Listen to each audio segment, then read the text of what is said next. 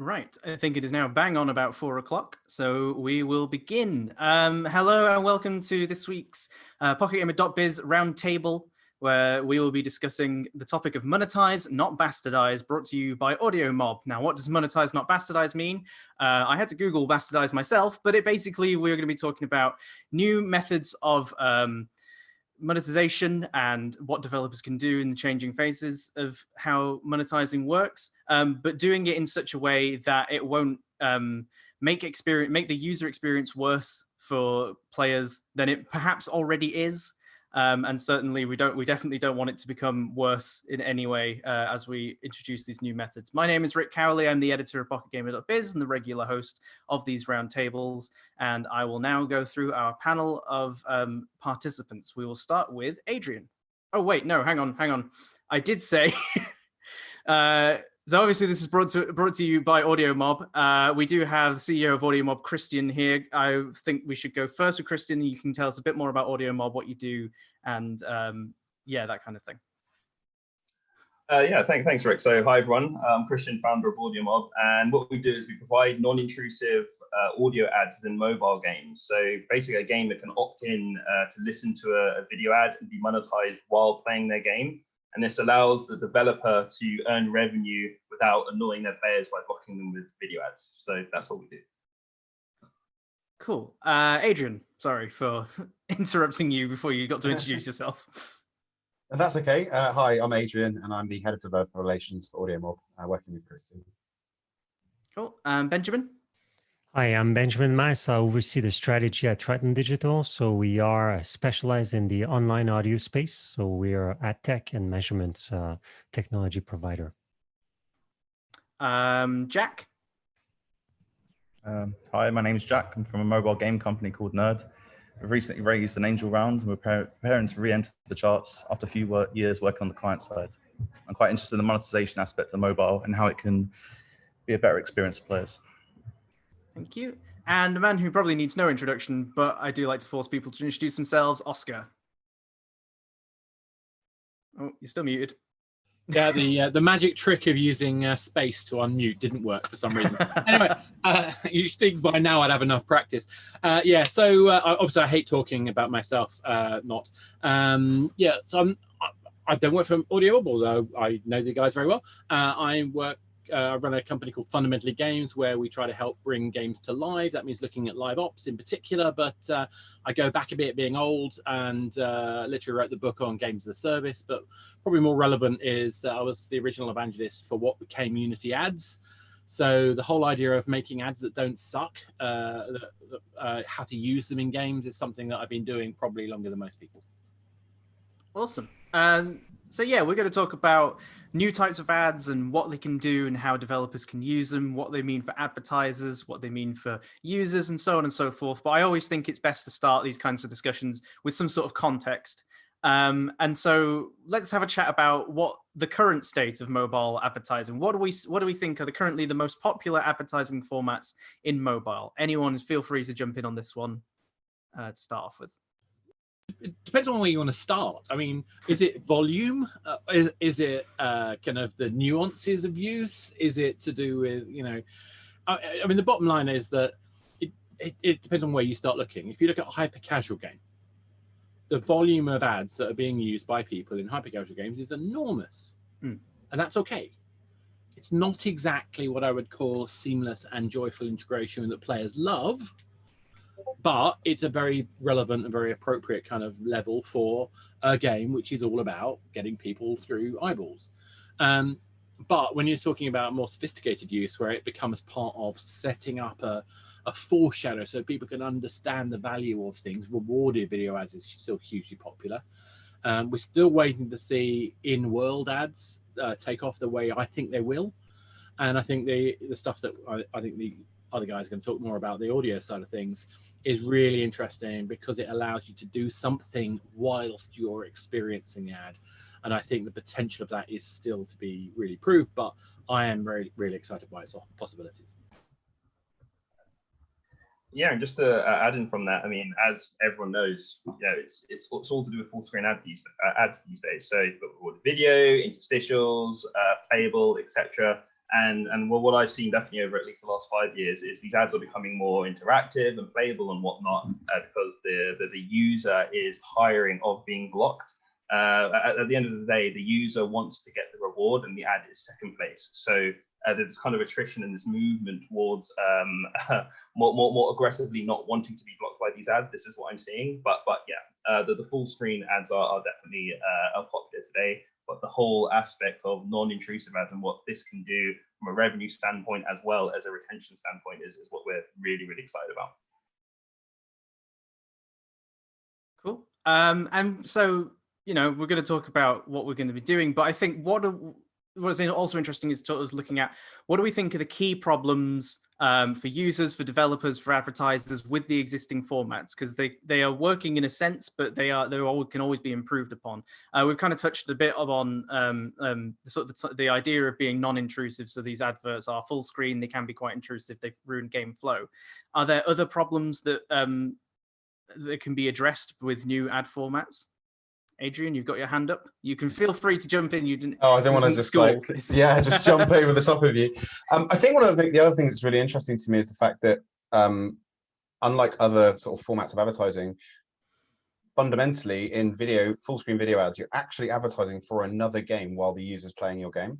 Mm-hmm. And retention is an enormous part of what everyone's trying to achieve and trying to keep people in their games. So that aspect of it has always felt a little counterproductive to me, and I fully appreciate why it's done and it's needed. But you're actively advertising for the competition, sometimes for a competitive company in the middle of a user's session. So I think that's another issue that's really interesting, and it's something that has been really exciting to see on the Audio Mob side is being able to actually advertise lots of normal everyday products or music, which don't try and take the user away from the experience that they're enjoying and ultimately, you know, cost you revenue. Anybody else thoughts on problems? Sorry, yeah. Just to add on to that, I won't drone on too much, but you know, we've been doing a lot of research with YouGov as well. So we know, 86% of people really do not like ads. They hate them, in fact.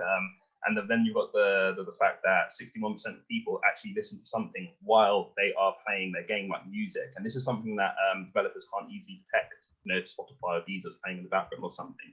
And the way that these formats are blocked when ads come in, it is quite annoying for the user. And we all know that ads are a necessary evil in terms of blocking the user, earning revenue, etc. So we do believe that these are some of the key problems that we are seeing, just in terms of the intrusiveness, but not just in the game, but intruding on some of the other things the user might be doing, like listening to music or whatever. So yeah, that's all I wanted to add on that point. I'm just going to jump in on that a little bit. So there are some really good examples where players, particularly around rewarded video, actually enjoy them. They look forward to, they complain if they're not there, particularly because they're a choice. What's also interesting is the format, the way we see people using that form of video ad in order to choose their next game. So it becomes a more pleasant experience than going to the App Store, arguably. But that doesn't mean that there's a conflict of interest, in my view, between that and kind of more branded ads. Branded ads themselves can actually add to a prestige value if they are appropriately collated for the audience. So the better targeted ads are, whether it's game, whether it's a non-game, doesn't matter, the more targeted to what satisfying the audience, the less frustrated that audience will be with the experience of ads, and the more revenue that it will get out of it. So as we get smarter at matching audience to ad, I think we'll not only see improved revenues, we'll also see actually sensible increases in retention, because the friction, that exchange that you make to choose to watch an ad, that friction is reduced. But that's me being kind of like idealistic, I know, but for me, that's the aim. Yeah, it's a really interesting point. And do you think frequency is kind of relevant to that? Because one of the things that I'm noticing interacting with developers is that there is a common issue with what I perceive to be a very good game that I'm very much enjoying, and then a lot of negative reviews, and often those reviews are related around adverts. But I think you're right. I'm not sure that it's actually to do with the content of the adverts. It's much more to do with the frequency and the type of monetization they've taken. Just come in with that. Actually, Sorry, go on. No, go ahead, Jack. Yeah, it's with the frequency and the ads. It's sometimes if the ad is rewarded or opt-in, then the frequency can be usually quite quite asked for. But yeah, like when it's constantly interrupting the player to like they're in the middle of a game and it's like about 30 seconds of gameplay, 30 seconds of advert, 30 seconds of gameplay, 30 seconds of advert. It's taking up all their time and they're not enjoying or getting into any rhythm with the gameplay itself. And hyper casual can abuse that way too much, and I think putting in playables or video ads in between death screens is a terrible way of doing it, and probably why Andrew said you see so many reviews saying stop doing this, and hardly anyone's listening. So it's like which is like mad. But if we have more kind of like immersive or less interrupting ads or stuff that kind of feels more it's meant to be there, then I think ads will stop being such a pain. And yeah, cool. just to add on to that actually as well, this is from the point of an advertiser, that you've got this whole ecosystem that is built upon these kind of conflicting values. As we know, video ads are in like what 90% plus of ad monetized games. But then from an audio advertiser perspective, and Ben, I don't know if you want to add on this now or later on, but you've got this whole ecosystem that is built in a very rigid way. And there are, billions of audio ad dollars that are being traded a year, and there is not so much skepticism because the use case makes sense, but the know-how as to how to format this ad in a way that a user will actually consume it without annoying them, because no one wants another intrusive player or anything. These are some of the questions that audio advertisers asked us very early in the beginning, and it's something that we're continuing to do in terms of educating the industry. So I'd say the way the whole ecosystem is built was a barrier for the audio space. Yeah, I agree with that, Christian. We believed in the channel of games as a way to send audio advertising as early as 2013, but at that time, it was just impossible to find any ad network specialized in the gaming space or game studios.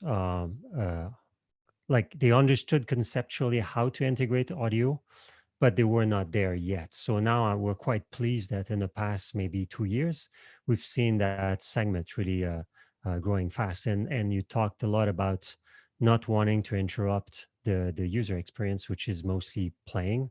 So having an audio ad is a bit like when you listen to the radio while driving. It's there in the background. So your main activity is to drive, but you hear the music or the ads or whatever you want to listen to. So it's the same principle apply and transpose to gaming. So you play, and then you have the either music beds or ads or whatever you want to promote, because it could be advertisement or promotion that will be there. And what we've seen in the online audio space in general, whatever you advertise on games, music service, radio, podcasts, it's really efficient for brand awareness and even brand conversion. Because you hear the brand, you hear the offering without interrupting what you're doing. So I think games is actually really interesting because the core activity, contrary to listening to, let's say, a music service or a podcast, your core activity is actually not to consume audio, it's to play. So audio is even less intrusive than when you have an ad within a podcast, for instance. Cool. Benjamin, if we can stick with you actually, because Triton is obviously focused a lot on audio advertising. If you give, and we're here talking largely about non-intrusive ads, but audio is going to be a main focus here because of brought to you by Audio Mob and that kind of thing. So if you could give us sort of more of an insight into audio advertising in general, not just necessarily in games, but how it's sort of grown over the recent years, and why now you think it's worth investing in like the mobile space and the gaming space as well. I think that'd be interesting. Yeah, sure. So programmatic audio is actually not new. It started in 2013 when we released the first marketplace. We had some platforms like AppNexus, so Xender now, and like Xaxis, and some big advertisers like Shell, Discover Card that were diving and touching programmatic audio, and it has been growing from that point, from being mostly US centric to now seeing programmatic audio advertising across more than 50 countries. And the fact that games are also prevalent in so many of those countries, I think there's a good fit. And also in terms of awareness of the channel, I think it started where it was mostly traditional radio advertisers, or maybe some online branding advertiser either spending money on video or display that started looking into audio. And now with all of the music service, like the big groups like Spotify in most part of the world, but also in Asia and Southeast Asia, big companies like any of the assets from Tencent, like Jukes, and podcasts have been growing in all the different languages, from first mostly English speaking to now like all languages. So audio is now in a plan of most buyers. It's still probably much smaller than video and display, but it is growing really fast in all market, all countries. So I think for anyone building games, it is something where you have a lot of opportunity which is still untapped, and you no longer have just the um, traditional radio advertisers. You have a lot of different ads. We've seen, like in the US, a good example with the COVID-19, with all of the retail outlets shutting down because of the confinements. We've seen a surge of online stores like Dell or Apple, or all of those stores that started advertising tons in audio, which wouldn't have been the case like a few years back. So I think all of that type of advertisers can be super keen on advertising on games because they know the gaming industry, contrary to some, I suppose, stereotypes, is super diverse. It's not just like a specific part of the games are not just played by specific demographic segments. You really have games across a whole spectrum. So I think for brands, especially that games can help, like just selecting the type of games, or with first party data being passed, they can really like choose the right audience and have a really effective message without creating pushback, because again, if it's correctly integrated, they're not interrupting the game experience. So that's what we've seen. So it's really growing really fast. Triton has been doing actually quite well. If there's a silver lining in the COVID crisis, where audio has been surging, like some format like sport went down because, as you know, like sport venues were shut down, but news. Anything like news for sure, but also anything which is fiction, whether it's on the radio or podcasts, have been growing quite well. So hopefully games will also, with the work of Audio Mob, be able to tap into that feed of advertising dollars. Cool, thank you. And sort of moving on from there, let's focus in on audio ads for a bit. Christian, this is a question I've definitely posed to you before, and one I'm sure you get asked all the time. But like obviously, like as Benjamin says, programmatic audio ads have been around since 2013, but they've only started coming into mobile gaming sort of now, pretty much. Why has it taken so long for us to get to this point where audio ads are viable in mobile games? Sorry, it took a while to unmute there.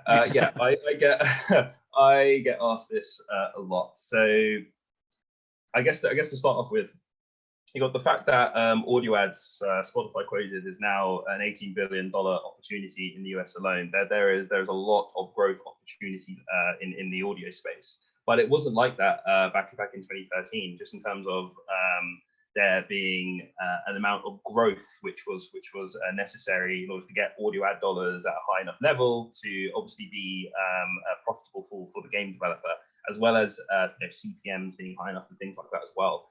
And between arguably 2013, 2014 up until even now, Spotify, Deezer, SoundCloud, Google via YouTube, they've all been driving up the amount of interest in audio ad spend, because people have been adopting listening to music and podcasts on the go. And this is from an advertiser's perspective, VC spend going into innovations. It's been pretty ridiculous in terms of the amounts of growth. So the audio ads market, maybe over the last 2 years, has been primed and ready to be attractive to the gaming space. And then you got the fact that mobile gaming, which arguably is still one of the most the most large audiences and most misunderstood audiences to advertisers in general, because you still got a lot of ads in these games that are of other games.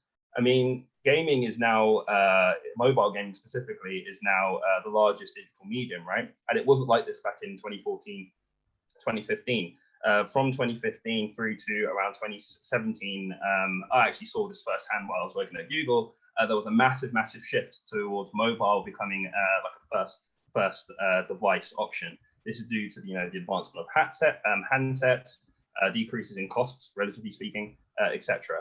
And the innovations in the game engine front, game design, game mechanics, and things like that, all kind of corroborated with the idea that mobile handsets are now like the first thing, a bit of hardware to use in the user's mind. So then you've got like the blowing up of like 2.7 billion gamers now. So the mobile market and the audio ads market were kind of primed to be really fast growing, and at a point where an innovative company like AudioMob could come in and kind of bridge that gap through R&D and things like that. So yeah, without the mobile gaming growth, the advancement in technology, as well as the growth in audio ads, this wouldn't have been possible, I'd say maybe 2 years ago or so. So I think the timing was pretty much perfect on our part, with a bit of luck, of course. Of course. Thanks. Sorry, Oscar, you're unmuting. Well, I was thinking we're chucking in a few other things. So I think player habits have changed as well, to a certain extent. There was a traditional point, like I say, it's about 2013, where basically at least half of the people playing a game would turn off audio. And I think that's become less, particularly as people are multitasking and doing other things like podcasts and like I say, Spotify and things like that has definitely had an impact on that. I don't actually have any up-to-date numbers on where we are in terms of the proportion of that, but I think the acceptance of other forms of engagement, this the exchange of methods of time for money is something that people are becoming more comfortable with. I think there's still a hardcore gamer audience out there that still resists anything to do with ads, but they tend to be on PC nowadays. They don't really, it's not they don't exist on mobile, they're very vocal on mobile, as we know when we look at the Pocket Gamer site. People are very vocal about it. But I think in practice, when you look at what people actually do, not what they say, they're actually a lot more open to ads because they get to play great games for free. I think particularly this idea of acceptance of having access to decent headphones, having access to earpieces and Bluetooth and all that kind of stuff is much more prevalent than it was, and I think that makes their life a lot easier. Cool. So this is something that I'm also curious about. Is we're talking about non-intrusive in terms of the audio ads, and we're talking about player habits and the acceptance of having advertising. My question, and I open this up to everybody because I think there's a good discussion to be had here. But like, can an advert be truly non-intrusive? Because the idea of advertising is certainly that you get a different message across, and in some way like interrupt what the person or player was expecting and happening in the time. Can it be truly non-intrusive in the way that it sort of blends in seamlessly and works perfectly within the setting? Anyone feel free to jump in. Jack, you can go first. Yeah, 100%. So advertising could be even like a word of mouth. So like even like me telling you, or us telling anyone telling their friend to check out something, do something like that. Advertising can definitely be completely immersive in that sense, where it doesn't have to be a traditional format. It just has to seem like it's the right place to be. Such as, for example, like in one of our football games, we have like to take a break. You take a quick TV break to watch the TV. You press watch the TV and you get a video ad.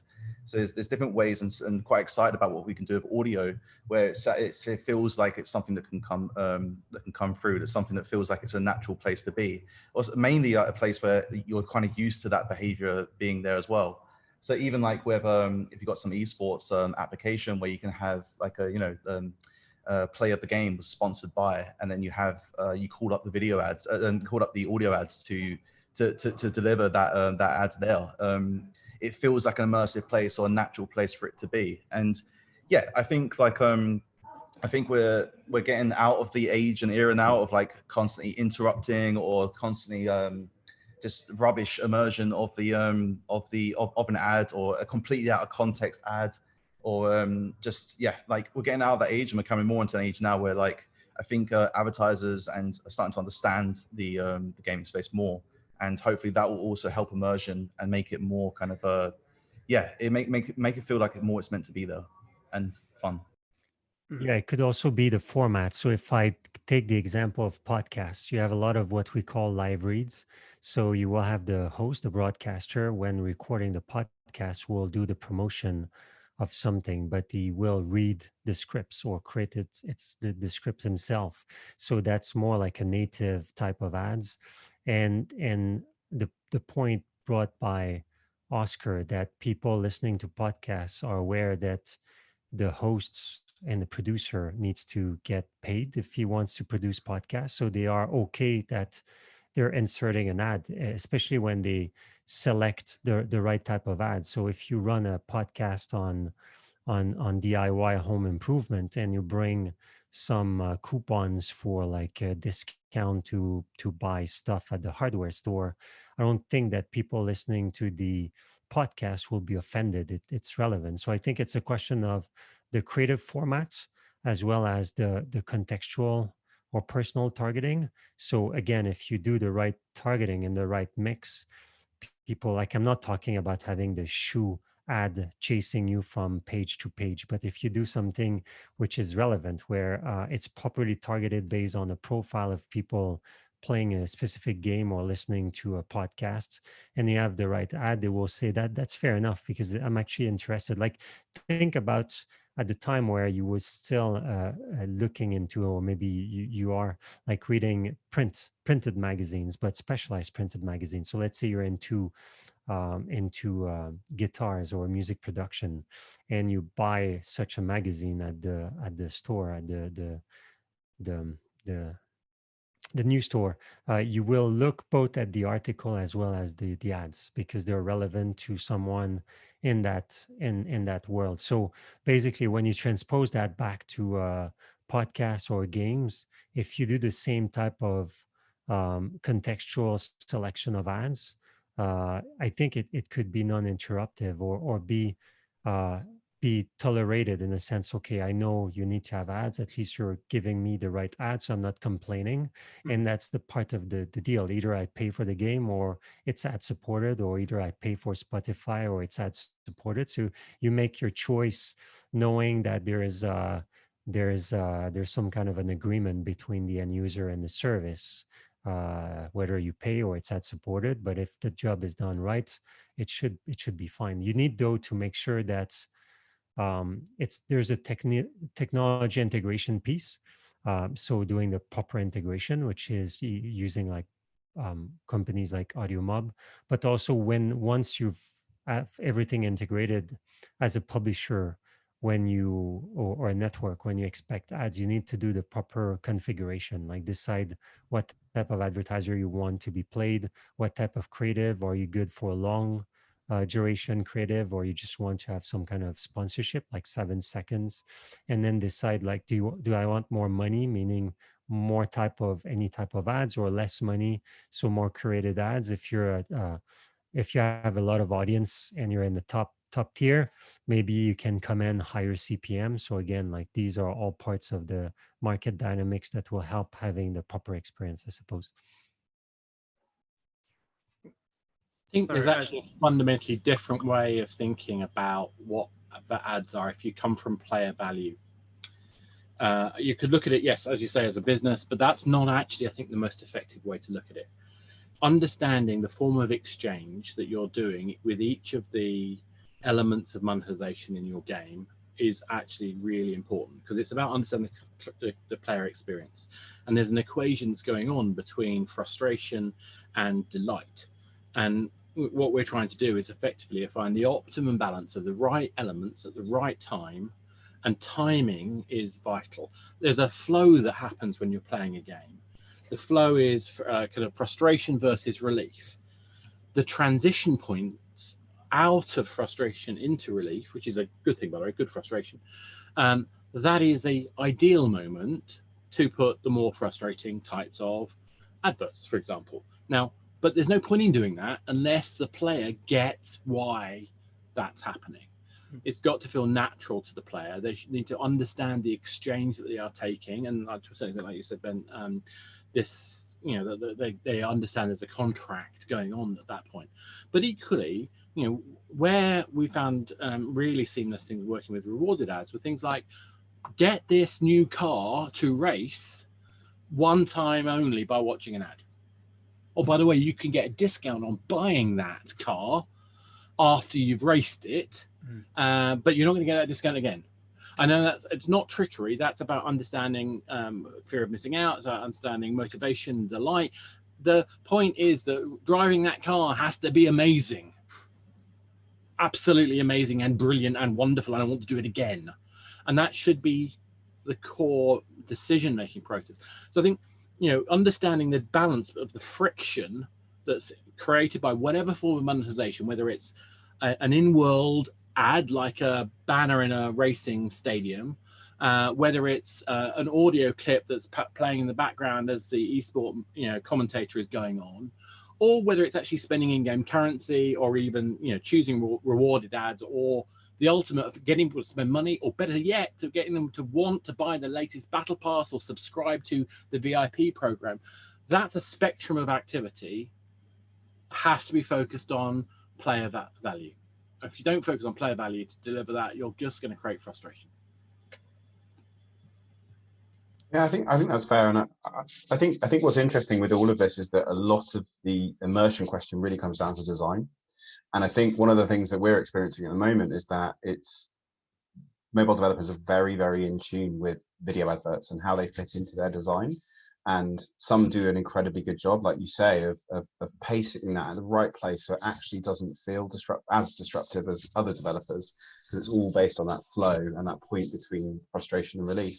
So I think it is very interesting, and I think going back to the immersion idea, I think there are more interesting ways of doing immersive ads. Like, I like the stuff that people are doing with the banners. We've been looking at the idea of radio as well, which I think is a really interesting idea of like in-game radio and ads within the in-game radio, because then it is kind of almost guided advertising. But ultimately, as you say, if you don't think carefully about when that's happening and how you communicate that with the player, and going back to Benjamin's point, you know, whether that's actually a relevant, interesting ad to them at that moment, or completely the opposite of what their headspace is in. I think those are all really kind of interesting questions. But I think the challenge for me with immersive is that, in some ways, for me personally, it's purely personal conjecture, but a video ad actually completely takes me out of the game. So although it breaks my flow and I don't appreciate it, it is a very separated, isolated experience. So I'm playing the game, now I'm watching a video, now I'm playing the game, and these are two independent entities. And then the challenge with audio is that you can run this thing the whole time you're playing the game, but you've got to think carefully about when you do, because there are moments of intensity in the game where that might not be appropriate, and that might break that level of immersion. And I think immersion is, one element of immersion is just it's in the world, but one element of immersion is the suspension of disbelief that you're providing to a player. So I think there's some really interesting design challenges in there, and it's something that we spend a lot of time working with developers on. But it is very interesting to me that, yeah, that I think there are some developers out there that are phenomenally good at putting ads in without it being a disruption to immersion. But it is very challenging, and I think the new formats that are coming out present much more interesting design opportunities, but they do need to be carefully thought about, because you could have the least immersive ad in the entire world, but if you put it at exactly the wrong moment, it's still going to annoy the player. Yeah, just to make a last point on that, I mean, it all boils down to, you know, are you blocking the primary motive of the player, right? Let's take example, back in, well, GTA 5 is still a massive game, but back in the prime, maybe a couple of years ago, where you're driving in a car, you're listening to radio, and you're listening to all sorts of music tracks, right? The player's enjoying the music tracks, driving around GTA 5. GTA 5 radio is was one of the hottest music properties in terms of how to promote your music in a game. This is the same with FIFA as well, and multiple tracks that end up getting into this game, they become charting tracks, right? So just in terms of that whole non-intrusive element, when it really is an ad and how that is implemented into the game, this is something that is incredibly important. I mean, it's why, you know, we have a game design team to help all of the different developers we onboard integrate with us. I mean, it's a lot of work, but it's absolutely necessary to you know, get the revenue for the game developers as well as the best experience for the player. And it's all behind this concept of researching of positive and negative priors. So the idea is that if someone has a negative experience at a short period of time before viewing an ad, they are less likely to consume the ad. I mean, it makes sense. You know, you've got to level 99, you've just died, you're really annoyed, and then you've got to wait another 30 seconds with some random brand. I mean, you don't really want to be blocked. It's a negative experience. But if we take away that negative experience, i.e. being blocked, then you are more likely to consume the ad. And it's outside of us. I mean, there's loads and loads of different technology companies that are truly non-intrusive and bringing revenue to game developers. And I think these kinds of formats are going to take over because the ads are more likely to be consumed because the player can still achieve their primary objective, which is playing the game. Cool. It would be super exciting, actually. The Grand Theft Auto mention was a great shout there. Like, even like in the early Grand Theft Auto, or even Grand Theft Auto 3, where the radio would come on, they'd say something so ridiculous that it's part of the fun to play the game. Or there's an ad for like a fictional company, but it's so good. You'd actually like you can kind of like you'd be a fan of that brand for doing that. And it would be quite exciting if a lot of advertisers could embrace gaming in that way and make even like tailored ads towards those games. So something that would appeal to that gaming audience. If it's like, say, Fortnite, for example, build ads tailored exactly for that audience there. And they might be able to, like Grand Theft Auto ads, get a bit more kind of, a bit more risky with like what they do. So like, because they can obviously, the player is fun. We're playing these games for fun. That's why. So if the audience, if they can play with the audience more, that'd be fantastic. And yeah, like I think, like tailoring your ads more towards the gamers and kind of having a bit more, having a more relaxed attitude, less formal attitude, would definitely help them as well and convert. Yeah, that's what actually, that's what happened actually in the audio space in general. So at first, what we saw in music service and podcasts was a radio spot being recycled, like over-the-air radio spot being recycled on music service and podcasts. And then they realized that was a stupid idea. So they started having more bespoke creative. So changing the soundtrack, like if you're listening to a music service and listening to jazz, you don't want to have an ad with a music bed, which is like hip hop or metal. Like you need to be in the right mood. And then the same with podcasts. What they realize is that if you consume a lot of talk content, you don't want to have like a music bed in your face. So basically they changed the creative to be shorter and no music, just light production, but good quality production. So it's the same with games. You'll have brands that will simply recycle a creative they already have, but then those that understand each channel, those that are already creating like one version for the radio, one version for online radio, the other for music and podcasts, will have their different creative for games. But you also have a new set of advertiser that do not wish to advertise on Spotify. They just want to advertise on games. And to your point, Jack, they may want to create totally different type of copywriting that would be fit for the expectations of a specific gaming community. I was wondering about that because I remember in the early days when we first set up one of the early movie products we had on mobile at 3, and we made that completely ad funded for the first time. And similar things happened when I was at PlayStation, and we were working on we're working with people like Red Bull and Audi. There were specific companies who had an R&D budget that they were spending for ads. And it strikes me that they're a rare breed. And it's really a question for you, Ben. It's like, you know, am I right? Is it just a small number of companies who have this sort of awareness to try this? Because I feel like we're still in a situation where we have a barrier, which isn't just the fact that we have a media that or an audience that's open, willing, and interested in ads, but we've got a barrier between us and the brands, which is the media buying agencies, who are incredibly, in my estimation, conservative in their approaches. That's a fair point. So that's why actually Triton does two. I'm not doing here a sales pitch, but just explaining how that could be fixed. Is we have the ad tech component and the measurement component, and the measurement is to make sure that the reach is understood by the brand and the agency at the planning and strategy phase, not at the buying phase. If you knock on the door of buying agencies, they already received a brief of what they're supposed to buy. So it's not much that they're conservative, that they've been given a really strict mandate. So this is what they are out there to look for. So if they got a budget from a big brand and what they're supposed to buy is prime time radio, if you tell them, hey, I have games, they would say, yeah, but I'm buying radio. But if you publish numbers, reach numbers in rankers or tools that buyers are using, sorry, not buyers, but agencies and brands are using to plan and strategize, like saying, where do I want my brand to appear?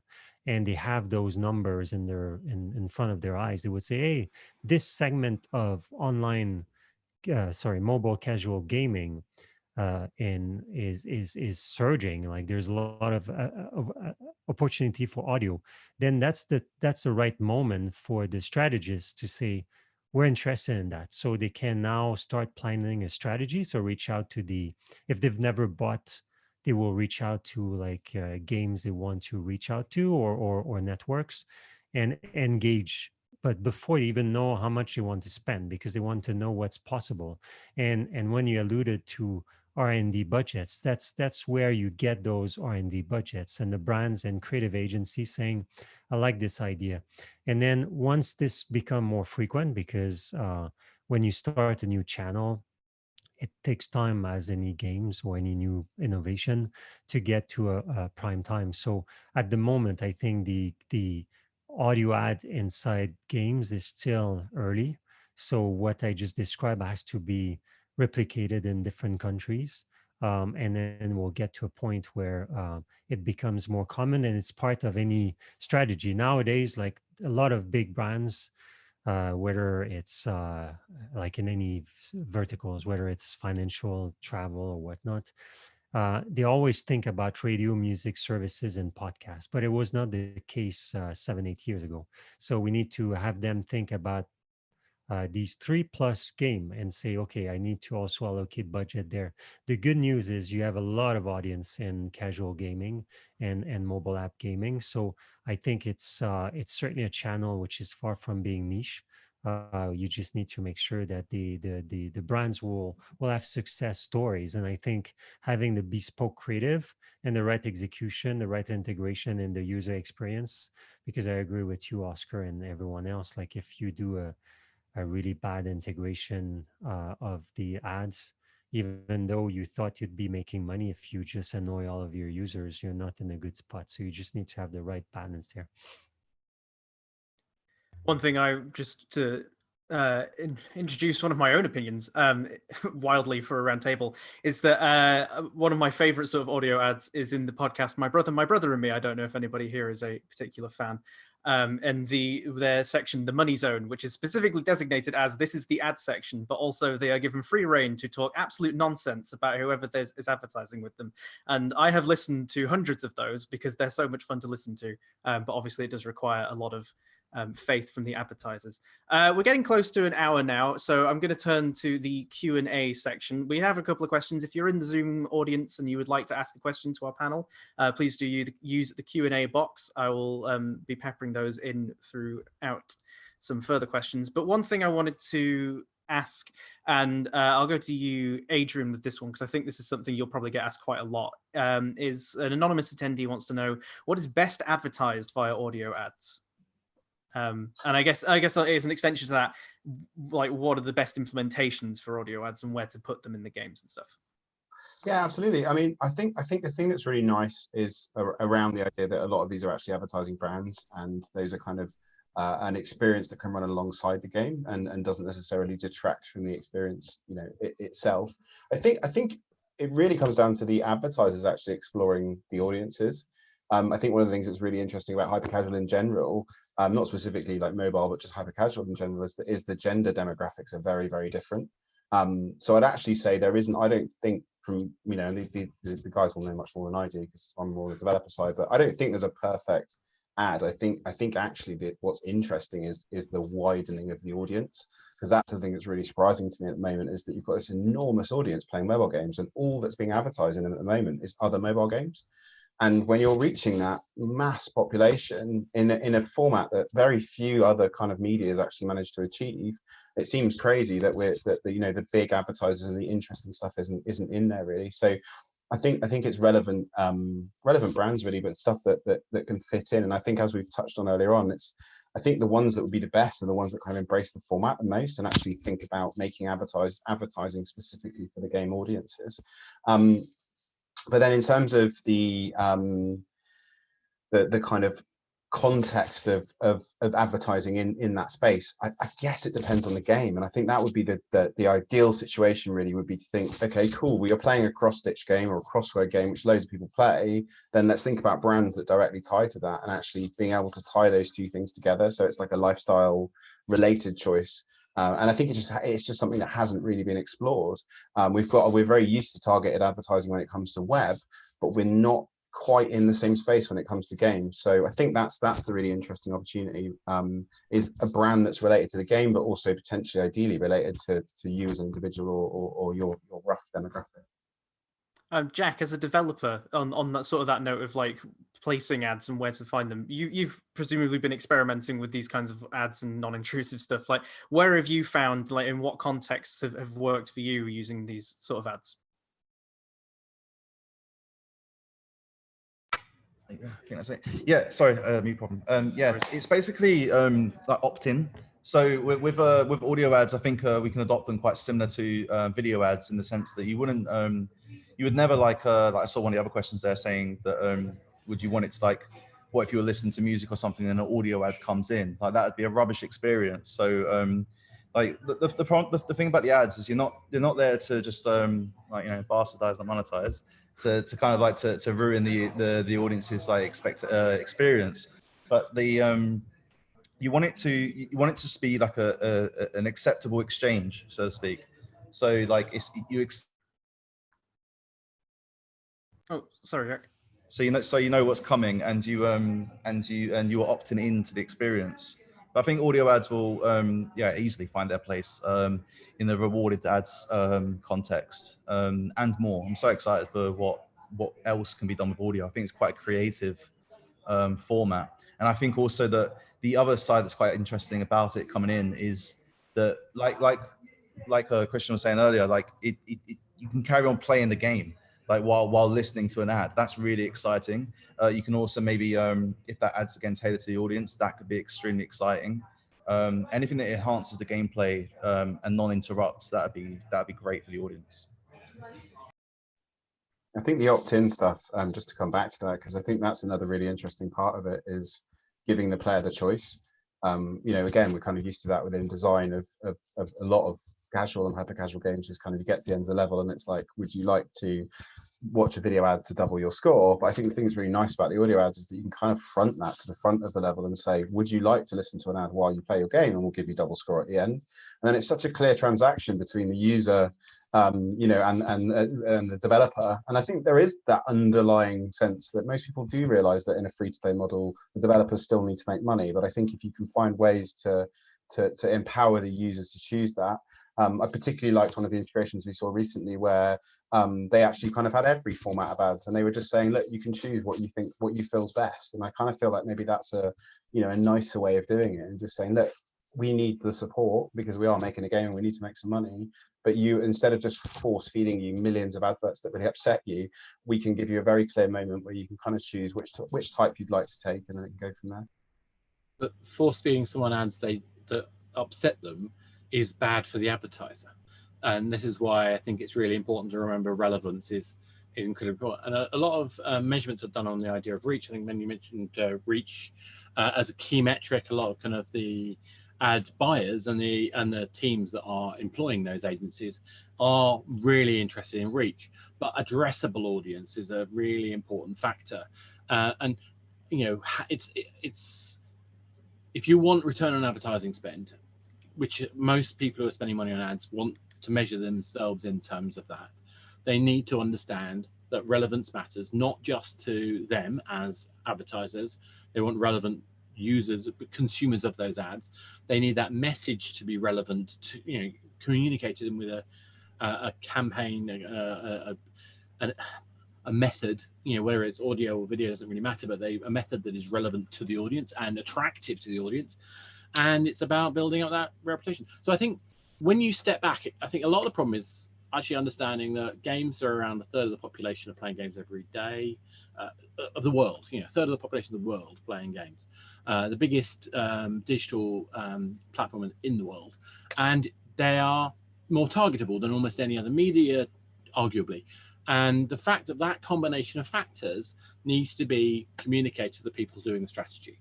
When they do that, when they understand why podcasts have been so much more effective by making them, spoken from the endorsement of the person whose podcast it is, for example, where they've made it relevant, they are going to be more effective. And if you can apply that to the scale that digital games do, if you can apply that in the game design so you reduce friction, then everybody wins, players and advertisers. Excellent. Oh, sorry, Ben. Yeah, I was just about, based on what Oscar just said and reading one of the question about making tailoring creative to make it relevant. I think I have two answers for that. Is that you can there are creative studios. So agencies usually they could produce radio spot, but radio spots are actually super cheap to produce. So usually most of the creative agencies will be producing TV spots or like more complex execution. But you have a lot of specialized creative studios. So Triton has another client based in London called Maple Street Creative Studio. So they are specialized in creating the sound that will follow a brand or actually the advert. So you could work like you could direct, and that's just an example. There's in all countries. And the other thing you could also do is to use so Triton, for instance, we work with frequency, but there's also a million ads. So what they do is they will package the ad based on some criteria. So you could run an ad across different games, and depending on of the type of the game, will assemble spots slightly differently, either by choosing another music bed or like a slightly different copy of the ad. And for the creator, it's just like a vast tag, and we get the signal from the implementation that AudioMob has done. So it's all done all done in real time. So basically the creative will always be slightly adjusted depending of where it is, or could be sequenced. Like if it's in between two things or someone is winning something, they could have a different tone. And if they just lost something and then there's an ad, they could have a different tone. So all of that is possible with a DCO, a dynamic creative optimizer, or working with specialized creative studios. Cool. I'm going to jump in and just say we're going to move on to a different question because I know we're kind of coming up on close to time. Christian, this one's coming to you because I don't think we've heard from you in a little bit. But a question from the audience. As a game dev, how easy is it for me to implement audio ads in my game? And are there any risks I should be aware of? Yeah, so good question. And a lot of developers ask us this when they just find out about us. We're not like a typical monetization solution where it's a bog standard SDK. It's actually a Unity-oriented plugin. So it's basically a drag and drop solution where we've programmed in a framework. You don't even need to be able to code to actually implement this plugin. So you just drag and drop where you want the panel to be. You set the sizes, the positions, what the rewarded triggers are. We provide everything for you. And then you release the game when you're good to go. In terms of the time it takes, so if we're talking about risks here, we know that it's quite daunting to install the monetization SDK because it takes weeks of dev time, which equals a certain investment that the game developer needs to make. But we've actually got if you go on audiomob.io/start, you can actually see an integration that is done in less than 10 minutes. So it's really that easy. It's not the integration that is the risk, it is the amount of dev hours that may be needed in order to think of where to place the audio ad unit because of the whole game design question mark there. So we've actually got a design team that can whip up a video and show you where it will be placed so that you don't even have to put the thinking behind that part of the integration. So yeah, it's really, really easy to integrate, and we've done as much as we can to de-risk the whole process. So it's pretty much minimal, next to no investment for the game developer. Cool. And I don't think there's any. I've lost my place. Oh, somebody has asked another question. For audio odd, no, hang on. We've already mentioned that. It is very hot and it's getting close to time, so I'm starting to slightly lose my mind. I'm going to ask instead a question, and we're going to sort of head towards an end point here, I think. But I just wanted to I like to always round off these roundtables by sort of looking at the future and where these things are going. So anyone can join in on this one, but I just want to know, like, how do you expect these new kinds of non-intrusive ad formats, such as audio advertising and all that, and other non-intrusive ads, how do you expect them to grow over the next 12 months? And how are we going to see developers like adopting them and so on and so forth? Christian, you're unmuted, so you can go first. Yeah, absolutely. So to be honest, I think there's going to be exponential growth. Everyone knows COVID, well, in the gaming space, the impact of COVID, where you've got a massive increase in the amount of user sessions, the amount of people actually adopting gaming as a solution. And now the amount of interactions within the gaming medium is kind of consolidating at a much higher level. And because the experience generally is better for gamers, and the fact that you've got 2.7 billion gamers, of which all of them aren't going to be, just playing games and wanting to see other games as well. I think brands are really going to wake up to this and start investing more in this medium. So yeah, I definitely expect that to be exponential growth, just because of the amount of users that are there, and the various companies like AudioMob and the other non-intrusive players in the market that are creating multiple bridges so that we can guide brands as to how to invest in the medium. And we're not just seeing this in the advertising space, but in the venture capital space as well. We're seeing mass investments into this kind of technology. So yeah, exponential growth. That's what I expect.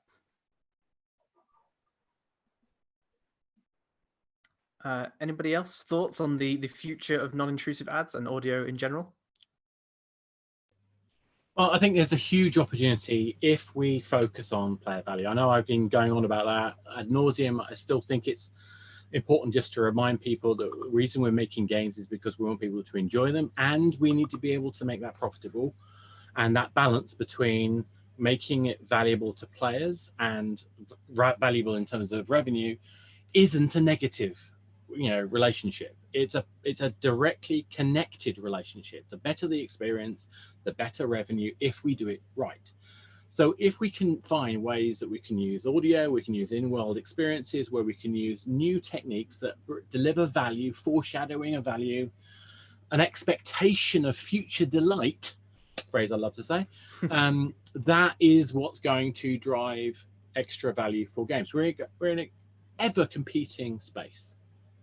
Understanding that how we can target the right relevant messages, how we can work better with the DSPs and the SSPs and all the various other acronyms that go into the advertising space, so that we get the most relevant experience for the player will be better. Never more challenging than when certain companies take away our ability to target, but equally we have to understand the reasons why they've done that, and we find ways of dealing with that. Again, we have to be respectful for the player, respectful of the platforms, but find the best way to get the most relevant experiences for our players. And that includes the most relevant ads. And you can't do that without looking at ways of being non-intrusive. So I would say that the gaming space will benefit from all of the groundwork done by music service like Spotify, Pandora, Deezer in the past few years, and podcasts really blooming in the past few years as well, in the sense that all of the ads went from like broadcast radio in your face type of creative to something which is much more crafted for the specific media or experience. So I think it's the right timing, and it will be the proper type of ads with the proper copy and background envelope that should make it relevant and non-intrusive for the gamer. So I think that the timing is actually good, and creative agencies will be already equipped to be able to provide the right type of creatives. Jack, from a developer perspective, where do you see these sort of ads going for you as a developer? Yeah, more immersive, less interrupting, and the person who figures out how to do it the best is going to win the whole thing. And Adrian, any thoughts on the growth of the ads? Yeah, I mean, I think echoing what everyone else is saying, really. I think we're at the beginning of a very interesting journey, and I think we're far down the road in other branches of this journey. And touching on what Oscar said as well, I think it'll be a combination of value for the players, but also value for the advertisers. And I think what will be really interesting to see is the creative agencies actually are probably, as much as they're the sort of small spend in the middle, I think they're the ones that will make the big difference when we get creatives that start to get built for mobile, and people start to see this as a really great opportunity, which they're already seeing, but we just start to see more and more of that come through. And I think what Benjamin was touching on with the idea of radio creatives versus podcast creatives, that's the bit I think will really make that transition to a point where people are just really comfortable with this.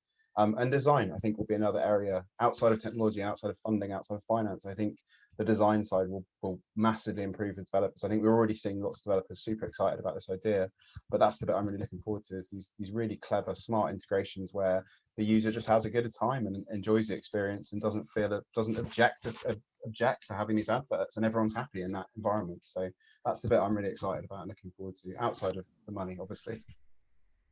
I think that's what really excited me when you guys first talked to me, however many months ago that was, before we had lockdown.